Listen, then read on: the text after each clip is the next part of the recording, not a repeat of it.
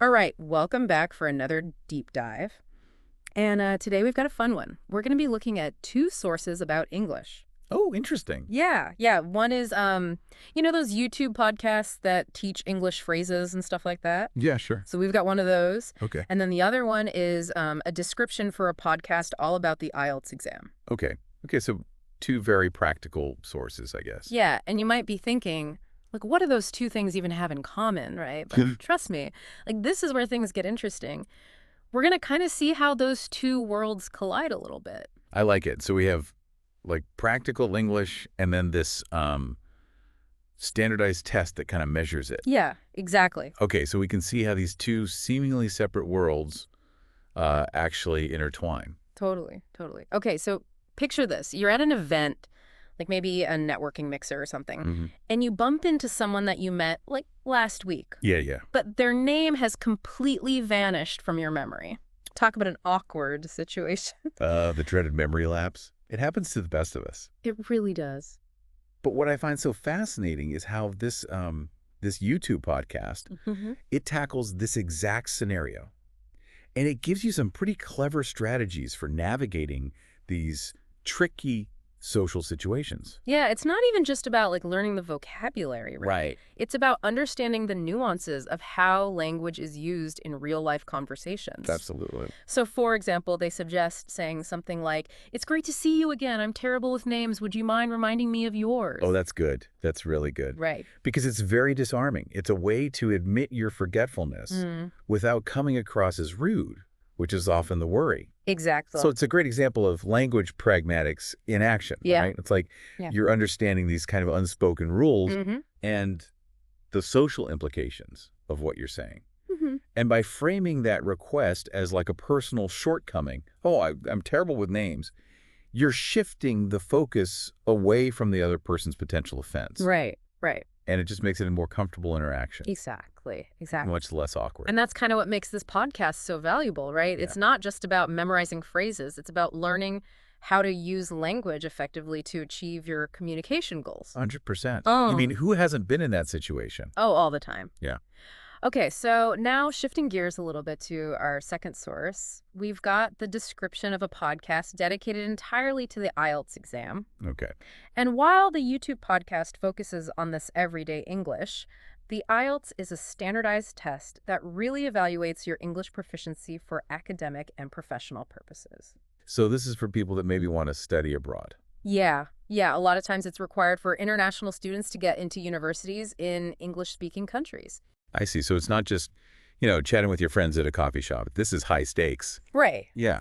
This is about proving you have the language skills to succeed in, a demanding academic environment. Big pressure. No pressure. Right. I mean, a good IELTS score, this is more than just university. This could be scholarships. It could even be visas, job applications. I mean, wow. Yeah.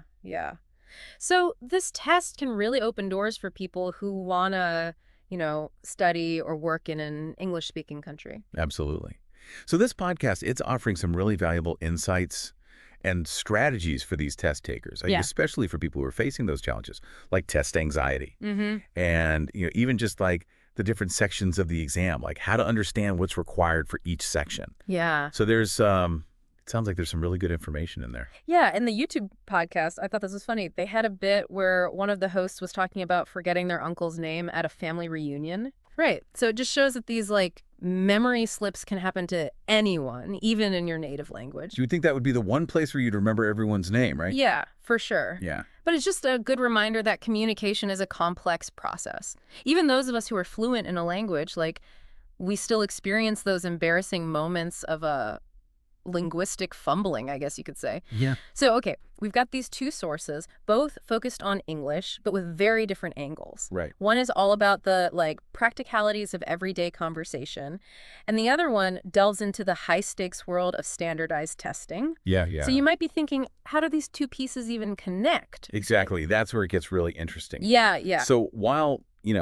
on the surface they seem totally different, both sources ultimately highlight the power of clear communication. Yeah. Right. Whether you're trying to navigate some awkward social situation or ace an important exam, having a strong command of English can really empower you to achieve your goals. Totally. And it's almost like they're both saying, hey, language matters. Yeah. And by honing your skills, you open up a world of possibilities for yourself. Precisely. Yeah. And what I find so fascinating is, these possibilities aren't just limited to people who want to study or work abroad.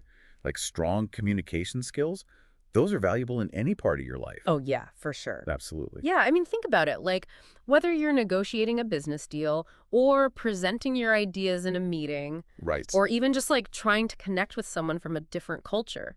Being able to express yourself clearly and effectively can make all the difference. It really can. And it's not even just about the words that we use, right? It's about how we use them. Like understanding the subtleties of tone and register and the cultural context. Yeah. And that's something that both of these podcasts actually touch upon in their own ways. Yeah. Yeah, and the YouTube podcast, with its focus on these everyday scenarios, right, it really emphasizes the importance of fluency and naturalness. It encourages listeners to move beyond those textbook phrases. And develop a more intuitive grasp of the language. Yeah, and that's where the IELTS podcast provides a valuable counterpoint to that. Right. Because while fluency is definitely important, the IELTS exam also assesses, your grammatical accuracy.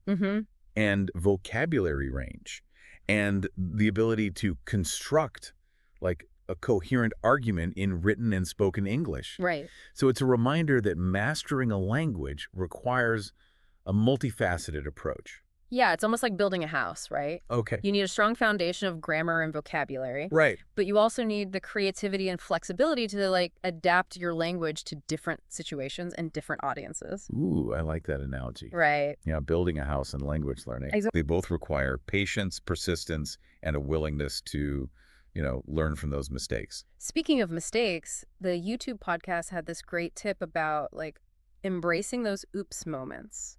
Okay. Instead of getting flustered when you make a mistake, they suggest acknowledging it with humor. Oh, that's good. And using it as an opportunity to learn. Right. So, if you mispronounce a word, you could say something like, whoops, I meant to say. It not only shows that you're self-aware, but it also gives you a chance to practice the correct pronunciation. Yeah, I love that. I love that. It takes the pressure off of being perfect. Right. And it just makes it a more relaxed and enjoyable learning environment. Totally. And it just reminds us that language learning is a journey, not a destination. Absolutely. It's about constantly expanding your knowledge, refining your skills, and just embracing the challenges that come along the way. Oh, true. For sure. And one of the challenges that the IELTS podcast highlights is the importance of understanding different English accents. Oh, yeah, for sure. They were saying that the listening section of the exam often includes recordings from speakers with a variety of accents, right, which can be tricky for test takers who are only familiar with one particular accent. Yeah, absolutely. It reminds me of this time when I was traveling abroad and I completely misunderstood the shop owner. Because of his accent. It was so thick, so regional, and I felt so embarrassed. But it was a really valuable lesson. Yeah. In the diversity of spoken English. Right. It's so true. I mean, that's why it's so important to expose yourself to a wide range of English accents and dialects, whether it's through, watching movies or TV shows, listening to podcasts, talking to native speakers from different regions. Yeah. The more you listen, the better you'll become at deciphering all these different ways of speaking. Yeah. And, the IELTS podcast also delves into the complexities of academic writing, which I know can be, a stumbling block for a lot of international students. Because academic writing, it's got its own set of rules. Right. Conventions, everything from structuring essays to citing sources correctly. And this podcast gives some really practical tips on how to approach those tasks. And it emphasizes, the importance of clarity and conciseness and that logical flow in your writing. Yeah, it's about learning to write in a way that's both informative and engaging. Right. Which can be a challenge even for native English speakers, honestly. Oh, tell me about it. I mean, and that's why it's so crucial to develop those strong reading and critical thinking skills alongside your writing abilities. For sure. I mean, the more you read those academic texts, the more you can absorb that style and those conventions of academic writing. So we've got fluency, accuracy, accent comprehension, academic writing. It seems like mastering English requires a whole toolbox of skills. It does. Right. But the good news is that all of these skills they're like interconnected and they build upon each other. Yeah. So as you improve in one area, it tends to have a positive ripple effect on those other areas. Yeah. Yeah. It's like they all work together. Totally. And that kind of brings us back to our two sources. Okay. While they may seem worlds apart, they actually complement each other quite nicely. I like that. The YouTube podcast gives you the tools to develop that natural, everyday fluency. Right. While the IELTS podcast equips you with the skills to navigate, like, that more formal world of academia and standardized testing. Yeah, yeah. And it's a reminder that language learning isn't just about passing exams or sounding like a native speaker. Right. It's about expanding your horizons, connecting with different cultures, and just expressing yourself in ways you never thought possible. It really is. It's about finding your voice in English and using it to, like, make your mark on the world. Totally, yeah. And it's a journey of self-discovery. It is. Where, like, every step you take, every new word you learn, every conversation you have, it brings you closer to fluency. And opens up these new perspectives. So we've gone from, like, awkward social encounters to the complexities of academic writing and everything in between. Yeah, we really have. I mean, we've explored two, like, seemingly very different worlds of English learning. And we discovered how they actually, like, complement and enrich each other. Totally. And I think the biggest takeaway for me is that language is more than just a set of rules and, vocabulary words. Right. It's a tool for connection, a bridge between cultures. It's a key to unlocking a world of possibilities. I love that. It really is. It's a journey of self-discovery. Yeah. Where, like, every step you take, every new word you learn, every conversation you have brings you closer to fluency. And opens up these new perspectives for you. And you know what I find really inspiring? What's that? Both of these podcasts emphasize that it's never too late to start learning. Absolutely. Yeah. Whether you're a complete beginner or you've been studying English for years, there's always something new to discover. For sure. A new challenge to embrace. A new level of fluency to achieve. So as we wrap up our deep dive today, we want to leave you with this thought. Okay. What if, instead of seeing language as a barrier, we saw it as a bridge? Ooh, I like that. Right, like a bridge to new friendships, new ideas, new experiences. A bridge that allows us to, like, step outside of our comfort zones and embrace those different cultures and really, like, truly connect with the world around us. Totally. So what steps can you take today to start building your own bridge? That's a great question.